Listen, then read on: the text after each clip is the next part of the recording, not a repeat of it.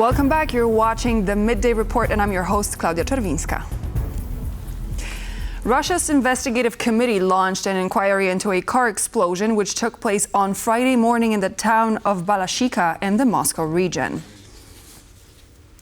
Authorities have confirmed the identity of the man killed in the explosion as Yaroslav Moskalik, deputy head of the Main Operational Directorate of the General Staff of the Russian Armed Forces. This directorate is responsible for overseeing strategic military planning and the coordination of Russia's military operations. Moskalik took part in multiple top-level negotiations on behalf of Russia, including the famous Minsk Agreement signed by Germany, Russia, Ukraine, and France in 2015, which was meant to force Moscow into a ceasefire after the first invasion of Ukraine in 2014. So far, Russian investigators have not named any suspects behind the explosion. U.S. President Donald Trump's envoy, Steve Witkoff, arrived in Moscow on Friday, where he met with Vladimir Putin. This is according to reports from Russian state media. This marks Putin and Witkoff's fourth meeting in just 3 months and comes shortly after a Russian strike on Kyiv drew public criticism from President Trump, who posted, quote, Vladimir's stop on his social media platform, Truth Social.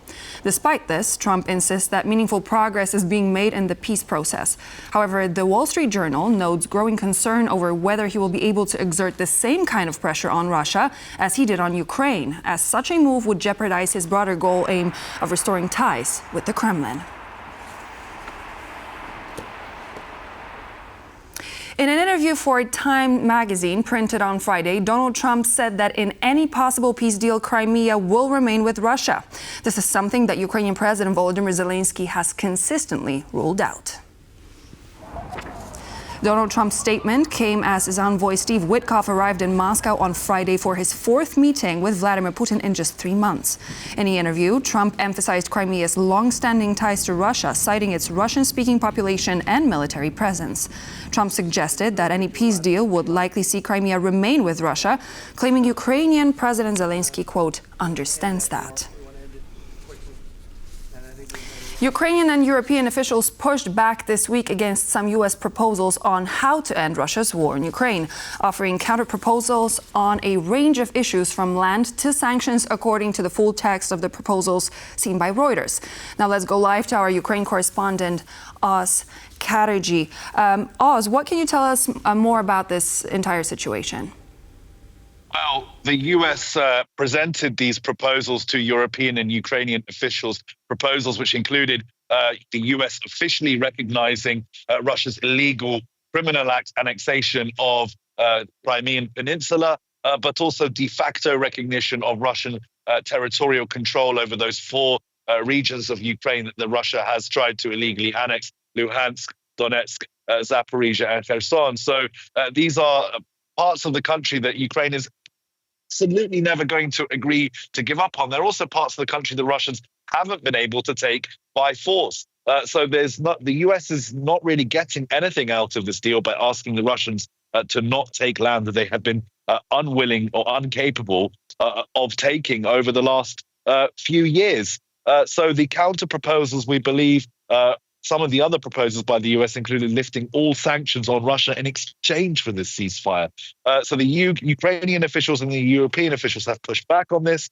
They have suggested going back to Ukraine's proposal for a 30-day unconditional ceasefire, no talk of territorial concessions until a ceasefire has been implemented. That's the European strategy for this. Also, talk of sanctions relief for the Europeans is completely unpalatable. So while Witkoff is having these discussions with Putin, and while the US may be repairing its relationship with Moscow, the Europeans and the Ukrainians, on the other hand, are standing firm and rejecting these pro-Russian proposals as a solution to the war. The Europeans and the Ukrainians know that simply accepting Moscow's demands will not lead to a peaceful outcome for the Ukrainian people. It certainly won't lead to a just outcome for the Ukrainian people. And the big question still hanging over all of this, even if Ukraine was to accept all of these proposals, what would happen if Russia decided to invade again? With no security guarantees on the table, with no NATO membership on the table,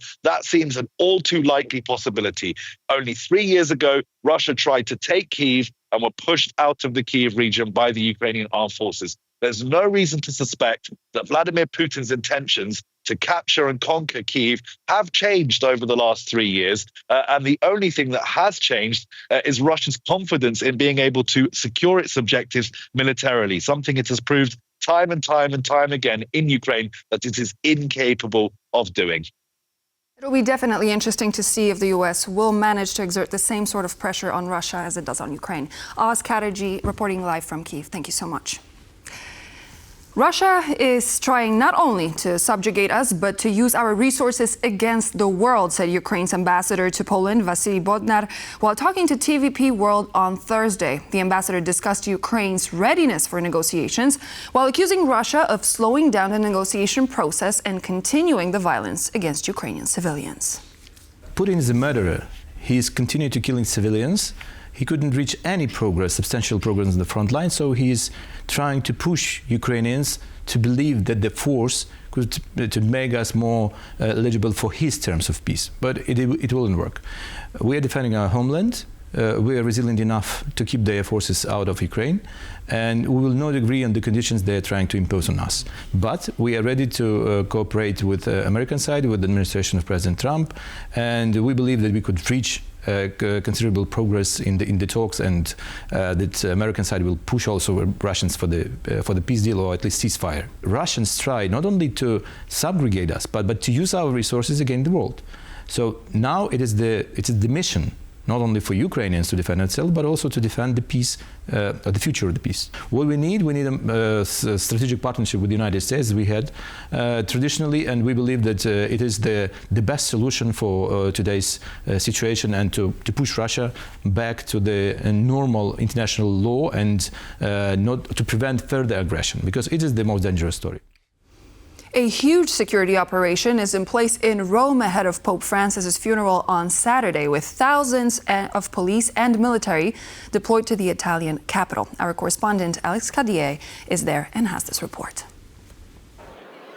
Well, here in St. Peter's Square, at the heart of the Vatican, you can see tens of thousands of people are in line waiting to say a final farewell to Pope Francis. There is also a very massive security operation in place here. They are between many agencies from Italian law enforcement, including the civilian police, including the Carabinieri, the military police. We've also seen the army is here, the military, the Italian military, with anti-drone gun. What you can't see is the volunteers. 2,500 civil protection volunteers here to make sure that everybody in the queue gets through safely. It is very hot out here. They are handing out water bottles as well. So a big operation in place, as you can see, some 500 doctors on standby just to make sure that everybody is happy, healthy.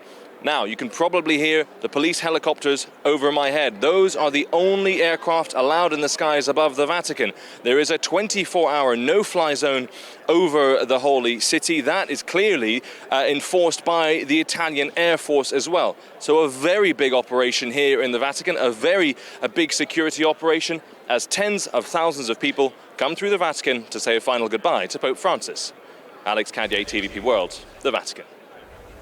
We're ready to build the strongest army in this part of the world, Polish Prime Minister Donald Tusk said to a gathering of Polish MPs and senators who held a joint parliament session in Gniezno, Poland's first historic capital. As Poland observes 1,000 years since the coronation of its first king, Bolesław the Brave, the Prime Minister praised the Polish military, while President Duda, also in attendance, stressed the importance of Poland's national identity. Mieli najsilniejszą armię w regionie. We will have the strongest army in the region. Don't say it's impossible. Yes, our army must be able to repel any threat, whether from the east, west, south, it doesn't matter. And we are ready to build the strongest army in this part of the world. My dzisiaj jesteśmy o włos. Today we are a step away from being compared with the strongest, best-performing economies. And looking at the rate we are growing at, I will also tell you that we are bound to catch up with the biggest economies, such as Germany and Japan, within a few years. We are really close. We just need to have as much faith in ourselves as Bolesław the Brave had. Taka jak niemiecka, To właśnie ambicja. It was ambition and far-reaching plans that led Bolesław the Brave to claim the royal crown in 1025. And it was ambition, national pride and self-confidence that motivated generations of Poles to fight, serve and work for the common good. The first king of Poland actively sought the prosperity of his state and waited for the German emperor's resistance to his plans to weaken. Centuries later, Poles, with the same perseverance, worked to regain their independence and waited for the opportunity to end the bondage of the partitions and then the German occupation and decades of communism, because freedom and sovereignty are the essence of our Polish identity. Bo wolność I suwerenność to istota naszej polskiej tożsamości. Yesterday, exhumations of victims of the Valuia massacre began, said Polish Foreign Minister Radosław Sikorski while speaking to the Polish Talk FM radio. According to Sikorski, Ukrainian officials began to understand Warsaw's position on the exhumations as the two countries grew closer as allies following Russia's invasion. The efforts are coordinated by the Freedom and Democracy Foundation in partnership with the Pomeranian Medical University and the Polish Institute of National Remembrance. The entirety of the operation is financed from the budget of the Polish Ministry of Culture and National Heritage. Moreover, the process also involves families of the victims who supplied DNA samples. According to available information, around 20 scientists are working at the Puzhniki site. Once the victims' remains are recovered, they will be moved to Poland, where a team of some 50 specialists will examine the DNA samples. On her visit to Azerbaijan, EU Chief Diplomat Kaja Kallas praised the bloc's sound relations with the country as the partners are looking to deepen their economic ties. She also expressed hope the conflict between Azerbaijan and Armenia will come to a resolution. We also had a good exchange regarding the normalization of Azerbaijan's relations with Armenia. The European Union supports the efforts of both sides to reach sustainable and lasting peace. Armenia and Azerbaijan now have an opportunity to achieve this. I want to welcome the agreement reached on the text of the peace treaty, so also we are looking forward to the next steps. Poland aims to ask the EU for an exemption from borrowing limits to keep up with its growing needs in defense spending, said Polish Finance Minister Andrzej Domański in an interview with Reuters on the sidelines of IMF and World Bank meetings in Washington. Domański worries that their countries won't follow Poland's example and the leeway into much-needed cash won't be used. Even though the EU is far from reaching its national defense spending goal set at 650 billion euros, most member states are reluctant to go into extra debt. Only Portugal has signaled it would be interested in the EU debt exemption mechanism, while Spain, France and Italy have expressed skepticism. If those countries won't apply, the goal probably won't be reached, added Domański.